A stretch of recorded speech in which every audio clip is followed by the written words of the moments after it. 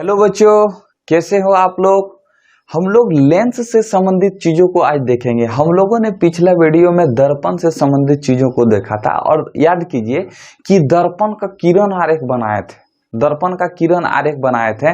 तो उसी तरह लेंस का भी किरण आरेख बनता, सेम टू सेम वही नियम आता है। जैसे हम लोग दर्पण के चिन्ह परिपाटी देखे थे ना, तो उसी तरह लेंस का भी चिन्ह परिपाटी होता है। ठीक है, केवल डिफरेंस ये हो जाता है कि वहां सभी दूरियां दर्पण के ध्रुव से मापी गई थी और यहाँ जो है सभी दूरियां जो है लेंस के प्रकाशी के केंद्र से मापी जाएगी। वहां जो है हम लोग ध्रुव बोलते थे, यहाँ जो है हम लोग प्रकाशी के केंद्र कहते हैं। तो चलिए पहले समझते हैं लेंस से संबंधित कुछ महत्वपूर्ण जानकारियों को देखते हैं। ठीक है, कहता है कि जब लेंस के प्रकाश केंद्र की दिशा में आपतित किरण लेंस से अपवर्तन के बाद बिना विचलित हुए सीधा निकल जाती है। यह हुआ प्रकाशी के केंद्र। ये क्या हुआ बच्चों? प्रकाशी के केंद्र। और अगर जो है ये प्रकाशी के केंद्र हुआ तो प्रकाशी के केंद्र की दिशा में आई किरण, जो किरण आएगी वो सीधे जो है प्रकाशी के केंद्र होकर चली जाएगी। अगर कोई भी किरण प्रकाशी के केंद्र की तरफ जाएगी तो वो सीधी निकल जाएगी।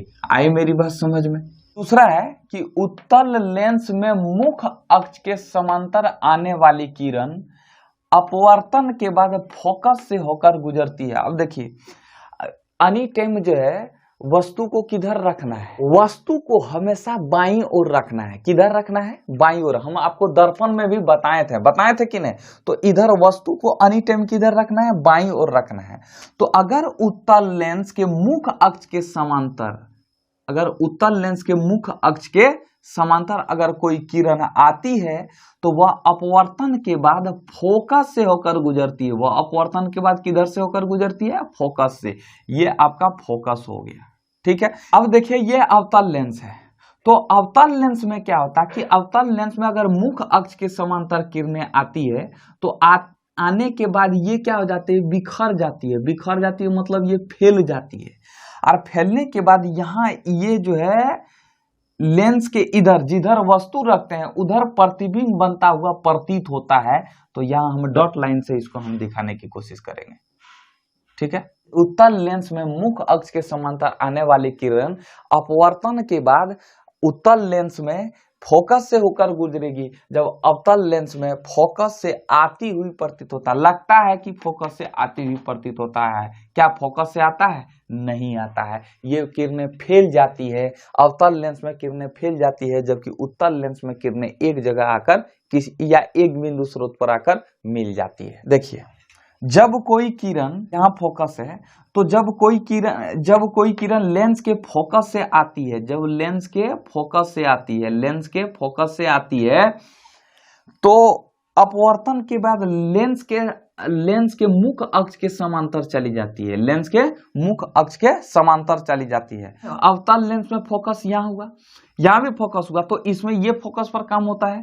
तो ये किरण अगर फोकस के सीधे सीधी आएगी तो फोकस के सीधे सीधी आएगी तो ये ससुरा क्या होगा? आना चाहेगी फोकस के तरफ, लेकिन ये क्या होगा कि ये मुख्य अक्ष के समांतर इस तरह चली जाएगी।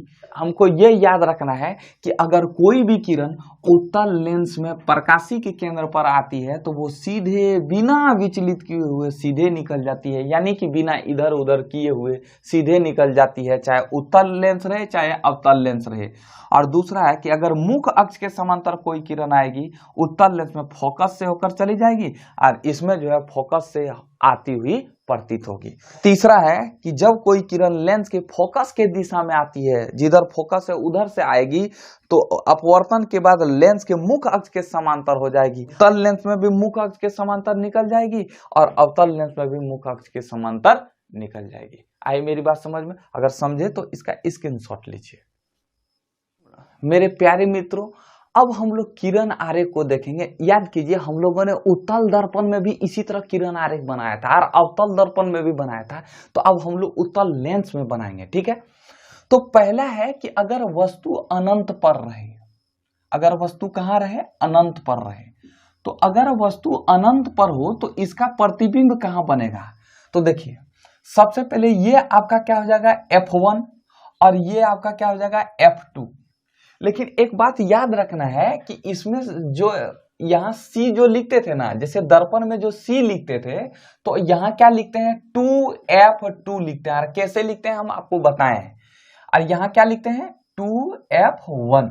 और इस जगह पर है आपका प्रकाशिक केंद्र। अगर वस्तु अनंत पर है, अगर वस्तु को किधर रख देते हैं, अनंत पर रख देते हैं। वस्तु अनंत पर है तो कोई भी वस्तु से दो किरण रेखा आती है, कोई भी वस्तु से दो किरण आती है, यानी कि प्रकाश बनाने के लिए दो ही किरण काफी होता है। अगर वस्तु अनंत पर है तो वो फोकस से होकर क्या हो जाएगी, फोकस से होकर वो चली जाएगी, फोकस से होकर क्या हो जाएगी, चली जाएगी। अब जहां मिल गया वहीं उसका प्रतिबिंब बना। अब देखिए जहां मिला, तो जहां मिला वहां छोटा है, एकदम छोटा है, तो प्रतिबिंब की स्थिति क्या होगा, यानी कि प्रतिबिंब कहां बनेगा, तो F2 पर बनेगा। कहां बनेगा, F2 पर। F1 पर बना नहीं जी, F2 पर बनेगा। यहाँ हम ऐसे कर देते हैं। प्रतिबिंब का आकार कैसा होगा, एकदम बहुत छोटा। और प्रतिबिंब की प्रकृति क्या होगा, वास्तविक होगा। वास्तविक के साथ क्या जुड़ता है, वास्तविक के साथ ब्रांडेड नाम इसका जुड़ता है उल्टा। पहला स्थिति में क्या हुआ कि जब बिंब, बिंब मतलब वस्तु, वस्तु अनंत पर था तो प्रतिबिंब इसका F2 पर बना। तो दूसरा स्थिति में हम लोग देखेंगे कि यहाँ F1 है और इस जगह पर F2 है, और यहाँ जो है क्या हो जाएगा आपका 2F2 और इस जगह पर क्या हो जाएगा 2F1। तो अब दूसरा स्थिति में क्या होगा कि जब वस्तु 2F1 से दूर रहे, 2F1 से दूर रहे या अनंत और 2F1 के बीच में रहे, तो प्रतिबिंब कहां बनेगा, ये वस्तु यहां है, ठीक है।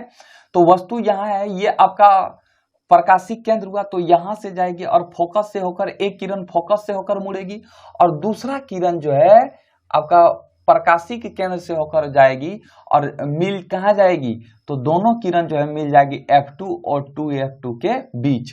तो जो है लिखना है कि 2F1 से दूर रहे, अगर वस्तु 2F1 से दूर रहे तो प्रतिबिंब की स्थिति F2 और 2F2 के बीच रहेगा।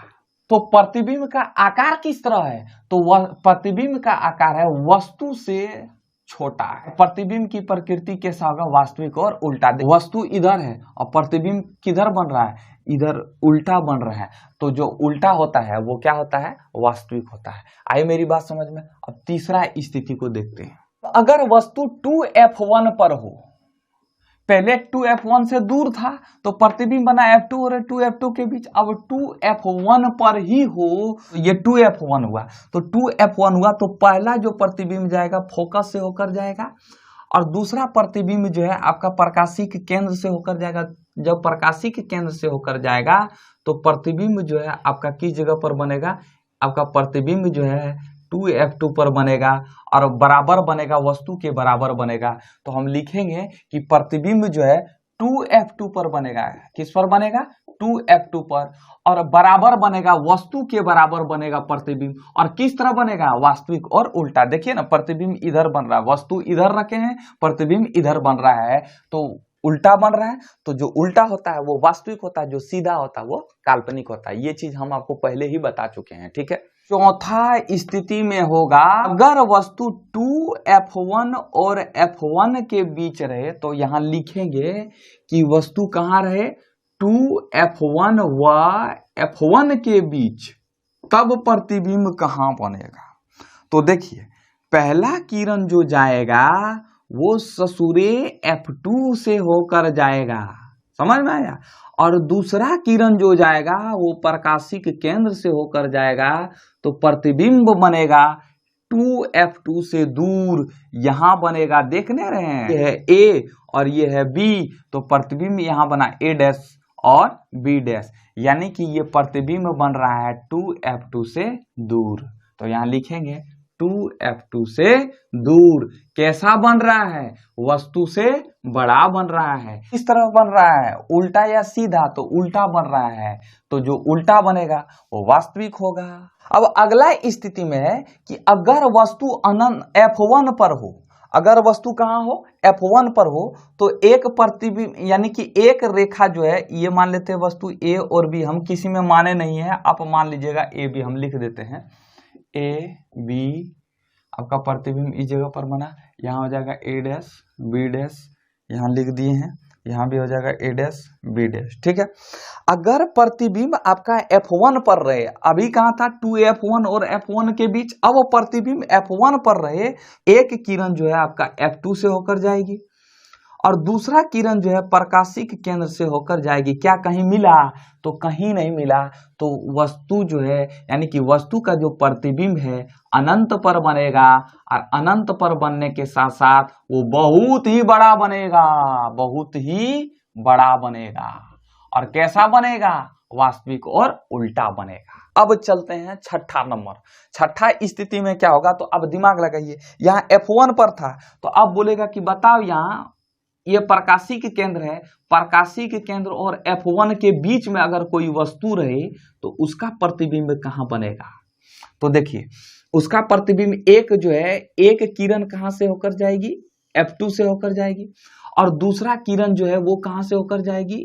O से होकर जाएगी। कहीं मिला तो इसको बलजबरी पीछे हम लोग मिलाते थे, बलजबरी पीछे मिलाने के बाद ये कहाँ मिलता था? देखिए इधर जाके मिलेगा। हम ऐसे बना दिए, आप स्केल वगैरह से बनाइएगा तो आपका 2F2 से दूर में बनेगा। देखिए वस्तु रखा है यहाँ और इसका प्रतिबिंब पीछे बन रहा है, पर इसका प्रतिबिंब कहाँ बन रहा है? पीछे बन रहा है। हम इसको डॉट लाइन से, डॉट लाइन से हम इसको दर्शा रहे हैं, ठीक है। आप भी ऐसे ही डॉट लाइन से इसको दर्शाइएगा, ठीक है। इसका प्रतिबिंब किधर बन रहा है? तो वस्तु से पीछे बन रहा है। तो यहाँ लिखेंगे कि इसका प्रतिबिंब जो है वस्तु से पीछे बन रहा है और पीछे बनने के साथ साथ ये क्या बन रहा है? बड़ा बन रहा है। कैसा बन रहा है? बड़ा, वस्तु से बड़ा बन रहा है। लेकिन कैसा प्रतिबिंब? काल्पनिक और सीधा बन रहा है, काल्पनिक और सीधा। मर्दे पीछे, वस्तु के पीछे कोई प्रतिबिंब बनता, हम अगर यहाँ खड़ा है तो हमारे पीछे कोई प्रतिबिंब बनेगा। काल्पनिक के ना चीज है, तो काल्पनिक चीज क्या होता है? उसके साथ ब्रांडेड नेम जुड़ जाता है सीधा। याद कीजिए कि उसमें उत्तल दर्पण और अवतल दर्पण का जब हम लोग बनाए थे किरण आरेख, तो उसमें अवतल दर्पण में जो है 6 स्थिति था, उत्तल दर्पण में 2 ही स्थिति बताए थे कि नहीं आपको? तो इसमें उल्टा हो जाता है, इसमें उत्तल लेंस में 6 स्थिति होगा और अवतल लेंस में 2 स्थिति होगा, ठीक है। अगर समझे तो इसका एक बार स्क्रीनशॉट ले लीजिए। जिस तरह उत्तल दर्पण में 2 स्थिति नहीं था किरण आरेख का, उसी तरह अवतल लेंस में है यहाँ, ठीक है। उसमें उल्टा है, उसमें उत्तल दर्पण में था, इसमें अवतल लेंस में है, ठीक है। तो अगर वस्तु अनंत पर रहे, अगर वस्तु अनंत पर रहे, तो वस्तु अनंत पर है तो 2 किरण आएगी और 2 किरण आएगी तो इसमें से क्या, इसमें क्या होगा कि इसमें फैल जाएगी किरण, आकर कहाँ होगा? फैल जाएगी, मिलना चाहेगी कहाँ? फोकस पर, मिलना कहाँ चाहेगी? फोकस। तो इसका प्रतिबिंब कहाँ बन रहा है? F1 पर बन रहा है। कहाँ बन रहा है? F1 पर। और प्रतिबिंब का आकार कितना, कैसा है? छोटा है। प्रतिबिंब का आकार कैसा है? छोटा है। और प्रतिबिंब की प्रकृति कैसा है? ये नकली है, आभासी है, और जो आभासी है वो क्या होता है? वो सीधा होता है। दूसरा है कि अगर वस्तु लेंस तथा अनंत के बीच रहे, अवतल लेंस में 2 ही स्थिति होता है, ठीक है। अगर वस्तु कहाँ रहे? लेंस तथा अनंत के बीच में रहे, लेंस तथा अनंत के बीच में रहे, तो एक प्रतिबिंब यूं जाएगा, यूं जाने के बाद क्या होगा? इधर मुड़ जाएगी, और दूसरा प्रतिबिंब जो है आपका इधर से होकर जाएगा, यानी कि प्रकाशिक केंद्र से होकर जाएगा। तो जब प्रकाशिक केंद्र से होकर जाएगा तो ये मिलना कहाँ चाहेगा? फोकस पर मिलना चाहेगा। प्रतिबिंब कहाँ बना? यहाँ O है, इस जगह पर बना आपका प्रतिबिंब। कैसा? ये A है, ये B है, बना प्रतिबिंब A डैश और B डैश, यानी कि प्रतिबिंब की स्थिति जो है O और F1 के बीच में है, O तथा F1 के बीच में। प्रतिबिंब का आकार कैसा है? तो प्रतिबिंब का आकार एकदम बहुत छोटा है। ये ससुरा बहुत छोटा था, ये देखे ना, बहुत एकदम डॉट जैसा था, ये बहुत छोटा है। और ये क्या है? छोटा है। और छोटा के साथ साथ यह क्या जुड़ जाएगा? आभासी और सीधा है, यानी कि फेक है ये, मतलब ये क्या है? भ्रम है। अवतल लेंस में क्या होता है कि प्रतिबिंब जो है आती हुई प्रतीत होती है, ये सीधा होता, मतलब एक्चुअली में ये होता नहीं है, आती हुई प्रतीत होती है, ठीक है। तो इसमें 2 ही स्थिति था। पहला स्थिति था कि अगर वस्तु अनंत पर रहे तो उसका प्रतिबिंब किस जगह बनेगा? F1 पर बनेगा। कैसा बनेगा? आभासी बनेगा। और जो आभासी होता है वो कैसा होता है? सीधा होता है। और दूसरा था कि अगर वस्तु अनंत और O के बीच रहे, यानी कि अनंत और लेंस के बीच रहे, तो प्रतिबिंब कहाँ बनेगा? O तथा F1 के बीच में बनेगा और कैसा बनेगा, छोटा बनेगा। कैसा बनेगा, छोटा। और इसमें भी प्रतिबिंब का जो प्रकृति होगा वो कैसा होगा, आभासी और सीधा होगा। ठीक है, इसका स्क्रीनशॉट लीजिए। देखिए उत्तल लेंस की जो फोकस दूरी है ना वो धनात्मक होता है और अवतल लेंस की फोकस दूरी ऋणात्मक होता है, ये याद रखना है। ठीक है, अब हम कदापि नहीं पढ़ाने वाले हैं कि लेंस के चिन्ह परिपाटी क्या है। सेम टू सेम जो दर्पण का चिन्ह परिपाटी था कि सभी दूरियां दर्पण के ध्रुव से मापी जाती है, सिर्फ यहाँ चेंज हो जाएगा कि सभी दूरियां जो है लेंस के प्रकाशी के केंद्र से मापी जाएगी। वहां ध्रुव था, यहाँ प्रकाशी केंद्र हो जाएगा। ठीक है, और इसके बाद सेम टू सेम वही हो जाएगा। आपतित प्रकाश की दिशा में मापी गई दूरियां धनात्मक तथा इसके विपरीत दिशा में मापी गई दूरियां ऋणात्मक होती है। एकदम सेम टू सेम यही होगा। अब जो है हमको बताने की जरूरत नहीं है। और अगला वीडियो में हम लोग लेंस सूत्र को प्रूव कर लेंगे। इसके बाद जो है ये प्रकाश के अपवर्तन का चैप्टर खत्म हो जाएगा। ठीक है, तो मिलते हैं नेक्स्ट वीडियो में। जय हिंद।